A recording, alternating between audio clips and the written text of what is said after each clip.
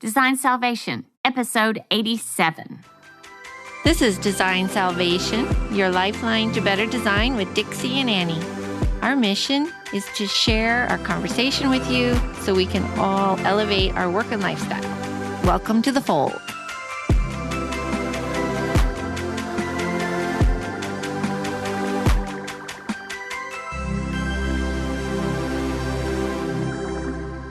Hello again. This is Chris Williams, Dixie and Annie's audio guy. This is part 2 of their interview with Joey Jagod. If you missed last week's episode, be sure to go back and listen to that one first. Otherwise, enjoy the rest of their conversation. You sent me something recently that I just loved, and it's a video, and we'll share the link because I think I didn't get it. Yeah. Oh gosh, I'm so sorry. Okay, we're going to talk about it, and Dixie hasn't seen it yet. My bad. I put it on the list for the podcast, and then I forgot. You didn't have time anyway. Okay. So it was the Flamenco Estate, the creator of Flamenco Estate. Oh, gosh, what a dream. And it's at LA. It's this beautiful home in LA, and he's recreated it but kept it the same and then turned it into a brand. And the video, the reason I'm bringing it up, first of all, because I love the stuff you send me too, and I should share more of it with our listeners. Yes, we'll link to more things, and your more Joey podcast things. Partner. Oh, okay, sorry. Gosh. But the other thing I love seeing, do you remember his name? I don't remember his name, but remember, I originally thought that he was working out of Santa Barbara or something like that. It's 5 acres in Eagle Rock. Yeah, it's really in Where LA. is Eagle Rock?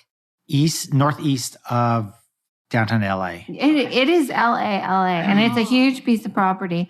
And It's crazy fabulous. He's just created his own world there. And some of it's a bit twee or something like that. I mean, some of it's a little, maybe they're thinking too much in a way. But a little editorial. Okay, maybe, yes. It's not going to appeal to all of you what it looks like, but it's more that he's telling his story. Oh my gosh. And he's pulling in fabulous artists and creators to do it with him. And so there is a symbiosis and everything's interesting and everything's thoughtful. Everything is interesting. Yeah. And at the end, he sells product. I mean, he has food. And the reason I got turned on to it is a friend of mine from LA sent me this beautiful 2 gifts. He sent me this beautiful panettone, which was the most amazing panettone I've ever had. Mm-hmm. But the box comes and it's so pretty. Everything was just done beautifully. And from the box, within the box that the panettone was housed in, and just the wrapping paper, just the whole presentation was so chic. That's everything. Plus that panettone lasted, I don't know, 2 seconds? 48 hours, Yeah. maybe. I was just grabbing chunks, and it was the best I've ever had.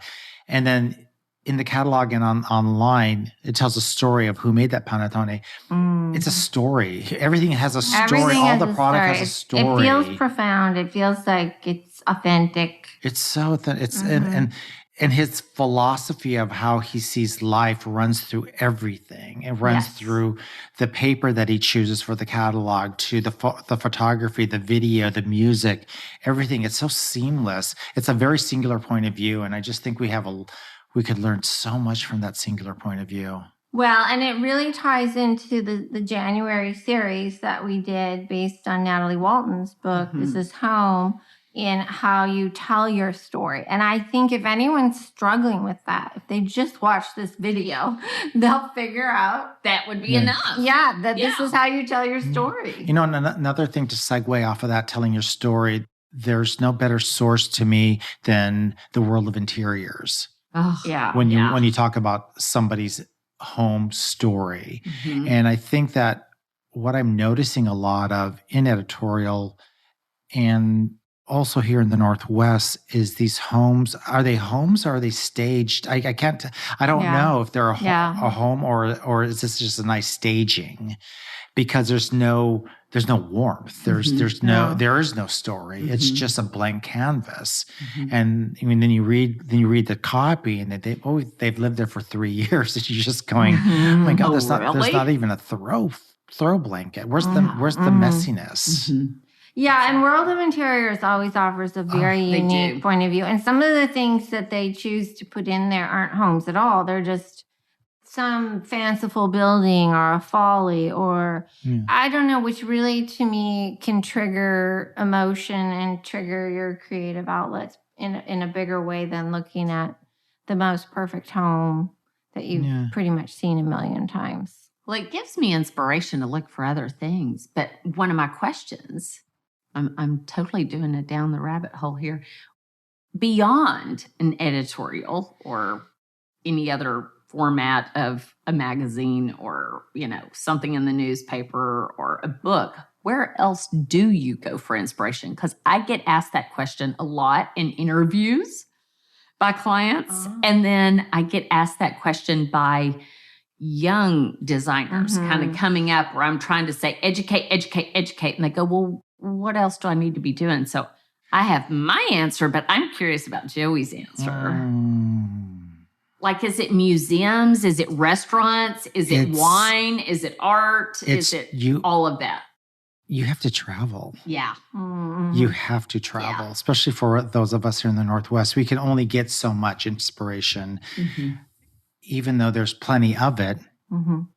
But if I only had a long weekend and I needed inspiration, I would fly to LA. Because LA right now, to me, is the center of the design world. There's just so much happening, even in these days of COVID. I agree with that. I've been making more trips to LA than I ever thought I would. There's so much, and then you find out about, and because it's so sprawling, one showroom or gallery that you want to check out is in Pasadena, and the other one is 2 hours down the road someplace else. So that is the pain of it. So it does take careful planning.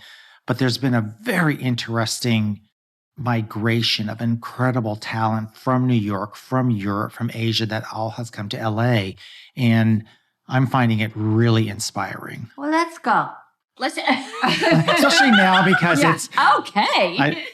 I'm okay with 70-degree weather. Yeah, me too. And sunshine. I know, but I loved Joey and I went to New York together. Oh, and then there's New York. I'm so jealous. When did y'all do that? We did it a few years ago when it was a group that was put together, an Instagram group, and I had been the previous year and invited Joey to come along the second year. We went twice. We went twice, Joey. We did. Oh, that's double jealousy. We met on Charlotte Moss. Oh, she was so real. I loved her. But going with Joey and going with designer friends is so fun because then you want to go to all the same places. Right. Yeah. And look at and Joey knows New York so well. So that was fun. Have all the same interests. And I think we need to do LA because I haven't done it in ages and we should go. And then we can do a podcast about that or 2 or 3. We totally could. It's we could do work videos trip. And everything. It is a work trip. It's a total work trip. We have questions for you. Oh, tell me, please. Okay, do you want to do rapid fire, which is never rapid fire? Okay, get the stopwatch out. Yeah. Okay. So funny. Okay, so one of the things is when I have had people that have worked for me in the past, it's never rapid fire. No. Okay, I just had to give a little background here. Okay. I somehow, some way, I'm always like, I should put on my contract like a little spot when I'm like, okay, what's your address? What's your telephone number? What's your email? I should say, what's your birthday? Because I feel like people have personalities based on their birthday and they have certain tendencies. And I like to dabble in the astrology aspect, like, oh, yeah, they're a Pisces. Oh, yeah, they're a Gemini. Oh, they're a so-and-so. And it kind of helps me go, this is the way they're going to process. These are the things that are going to be hot points for them. Do you believe in astrology and the way that kind of, is, I don't know. I don't. A time kind of line into how people. This is so not rapid. Yeah. Oh, my gosh. Do I don't. I want to hear your answer. I don't. I do. Well, I don't know. I think there's a science behind astrology that's really interesting, and I do read a couple of them every day. I love that. Just because I don't even listen. I don't listen or read astrology every day, but I do think there is a science to it, and that's why I've always been like, I do think there's something very interesting about it, that if you take the mystical part out of astrology and put in the science part of it, Correct. it makes you start thinking, oh, that's interesting. Because there's some traits I was born in May, so I'm a Taurus. Oh. And then there's some traits that are so typically Taurian that I thought, oh my gosh, that's me. Yeah. Not even When's your birthday? May 7th. Okay, I'm a Taurus too. What is you? 26th April of 26th. April. Oh, my mother's a Taurus too.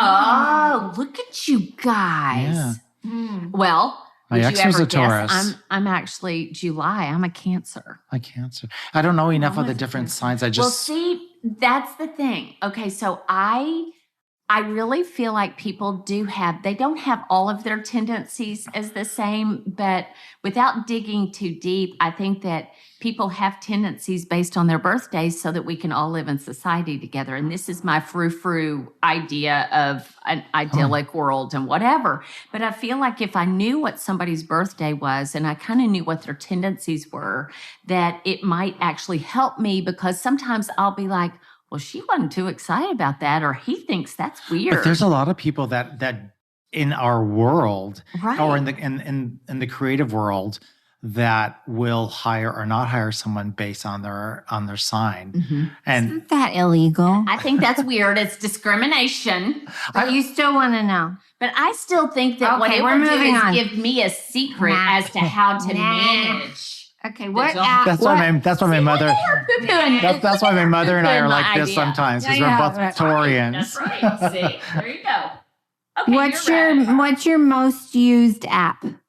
He's really not rapping. Instagram. Yeah, I was gonna say. I knew you were going to say Instagram. Because it's a quick fix. It As is long a as you quick get fix. out of as long as you put a time limit on yourself. I have one. Okay. What is your favorite hotel you've ever stayed in? Oh, I will tell you the most. It was it was in Shanghai. Oh, of course. Of course. Listen to that. Shanghai. It was in Shanghai. I was there for a Wasn't the Hyatt? no, it wasn't what was it? The Ritz-Carlton Shanghai. What am I talking about? Okay. Was it Yeah. the Ritz? Yeah. Oh, Okay. It was what's that?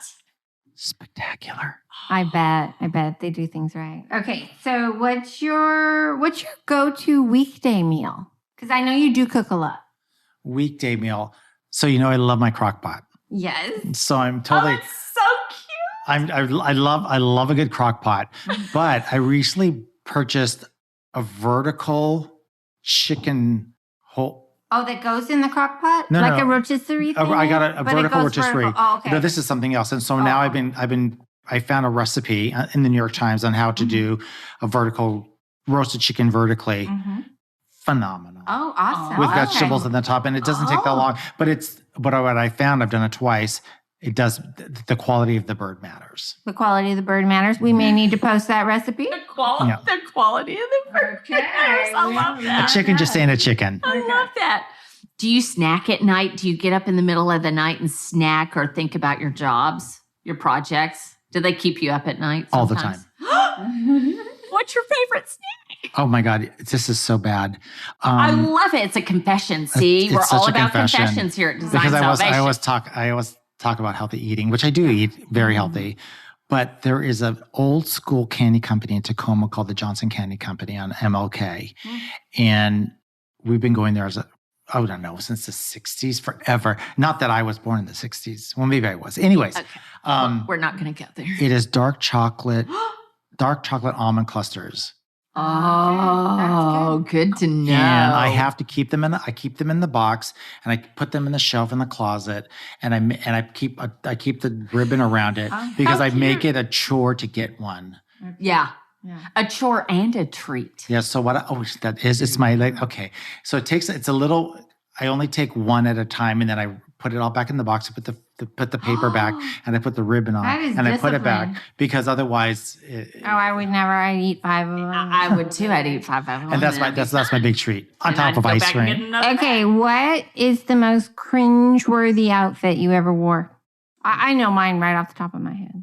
I can't say it. Oh my gosh. Outfit? I will tell you. Oh my gosh, it was so bad. Oh my God, it's so horrible. Because just so you all know, Joey's extremely dapper and always looks fantastic. Always. Except this one case. Okay, let's hear it. I was younger, much, much younger. Well, yes, of course. And I went to the Squire shop. Oh, I remember the Squire shop. My dad shopped there. And I bought Britannia. Oh my God. It was so awful. I was so excited. It was a Britannia double belt, kind of this acid wash wide leg jean with a matching long coat. Oh, yes. I know the look. Yeah, that's cringeworthy. It was, I saw it and I thought that I will save up my babysitting money. I'm going to get this. Plus it'll help with my mom. And I wore it with orange famularies. Famularies, yes. I just gave my age away. Oh my gosh. Oh my God, it was hideous. I was going to say acid wash. I had an acid wash blue jean denim like long skirt. Yeah, how about that? I bet that. Oh my gosh. And my big old hair. Big hair. I wore a peach linen duster once with the matching peach pants in linen. So it's kind of the same look, but it's not good. Oh my gosh. Well, we all learn. We live, we learn. I just thought it was I thought it just was like, it was it. What's the scariest design thing you've ever done or seen or contemplated? Oh gosh, I remember something right now. Yes. It was scariest client. I have a lot of those. Well, you know who she is, and she had the townhouse in New York. Oh yes, okay. And there was just some things that were going You're on. almost speechless. There was just things that were going on because of a personal situation. I can talk about it because we're not naming names. Right. Biggest job of my life. We're ready to get going. Her husband serves her divorce papers on the day we start. I've been through 6 divorces in my design career. That's a lot. That's a lot. It was It's awful. And it was an S show from that point on. I bet. Yeah. It was a disaster. And so was it just so hard because you're right in the middle of it and she's keeping the place and you're still working on it? Is that what went down? And so you're still having to make this townhouse work and now you've had to switch gears from 2 to 1? No, she couldn't spend the money fast enough. And sometimes you just can't do it. Sometimes you just can't. She did a divorce situation? Yes. Oh, how about this? Beautiful living room, suite, all plan. Everything was planned because I came to the job already prepped. Right. This is what we're going to do. Right. I'm not waiting. Went to Bloomingdale's. You've had this happen. I've had that happen too. Sorry, I was taking a drink. This is making me drink all this, I tell you. And it was just like, okay, we're done. Yeah. Oh my gosh. We're Yeah. done. So I had a situation where, the client was served papers during the middle of us working on the house. And she was in the same situation where she was like, she could not spend his money quick enough. And so she was just like, I want to order that. I want to order that. I want to order that. I mean, it was crazy. And it was like we were on like a bullet train. And I didn't know how to react. And I was a little borderline nervous because I was like, am I going to get paid for this product? And, it was all just very weird. And it does, as a designer, you're just like, okay, what direction am I supposed to take? What am I supposed to do? This is not the process Just fine. I'm It's looking fine. forward It's to. fine. It's not. Yeah, find then, it. Do it. Okay, is it going to fit through the door? Yeah, all those things that we worry about that keep us up at night. Like, I don't know if that's really going to fit. Oh my gosh, that color could be a little bit off. All those things that we worry about and we kind of methodically work through. You can't do that when you're going through one of those situations. So that makes me feel better a little bit. Right? Yeah. We all have something like these stories in like common. overnight the fabric. Well, we have to. There's no fabric to overnight. Yeah. Right, yeah. Exactly. The mill has to make the fabric. Right. Oh gosh, yes. Yeah. Okay, should we ask one last question? One more. I don't know what it is. Let's see. What do you regret not doing this last year? Besides traveling. Well, no, it would be something that you would be able to do. Oh, I know exactly what it is. And I think a lot of us did a lot of things that we needed to do. So there may not be too many regrets. You'll know this one. Not being in New York for the holidays. That was the worst. I've never not been in New York for the holidays. Okay, but you couldn't be. I'm asking you a different question. What do you regret that you didn't do this year that you could have done? 2 things. Oh, he's got 2. Not being as on the ball with my French lessons and not taking piano lessons. See, he's always learning. Were you going to say that? Heck no. Yeah, no.